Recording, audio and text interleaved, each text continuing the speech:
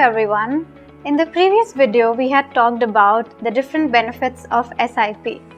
So आज हम समझेंगे कि कैसे इन्फ्लेशन हमारे इन्वेस्टमेंट्स को इम्पैक्ट करता है और क्यों नीड बेस्ड SIP करना ज़रूरी है.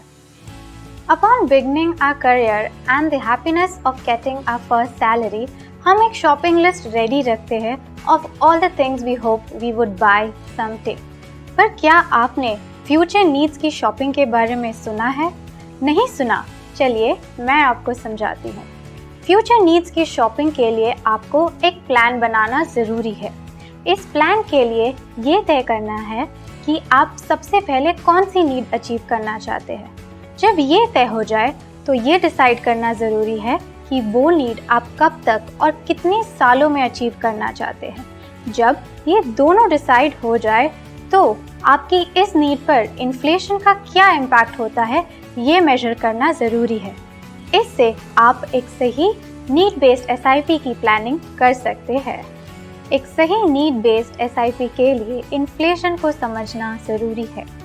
We all know how the price of goods and services keep on increasing year after year. और हाल ही का एग्जाम्पल ले तो we saw the price of tomatoes increase suddenly. तो हम ये कह सकते हैं कि इन्फ्लेशन या महंगाई दोनों एक ही है. To understand this better, earlier 1 kg of tomatoes that costed us 60 rupees now costs us rupees 120.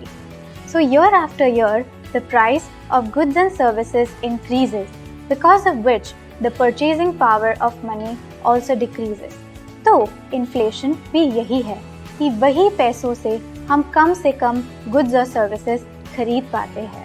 You may still be thinking कि इससे मेरे इन्वेस्टमेंट्स पर क्या इम्पैक्ट होता है. In simple terms, if you are not actively working to grow our money faster than inflation, then over time we will have to work even harder to maintain the same standard of living. Inflation का सीधा असर हमारे investment के returns पर होता है.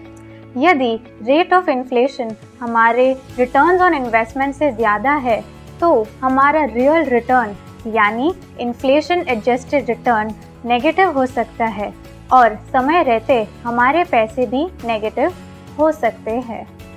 इससे हम ये समझते हैं कि नीड बेस्ड SIP के लिए शॉर्ट टर्म और लॉन्ग टर्म इन्फ्लेशन रेट को समझना भी ज़रूरी है. साथ ही अपने म्यूचुअल फंड डिस्ट्रीब्यूटर को कंसल्ट करें जो आपके लिए एक सही नीड बेस्ड SIP को प्लान करने में मदद करे.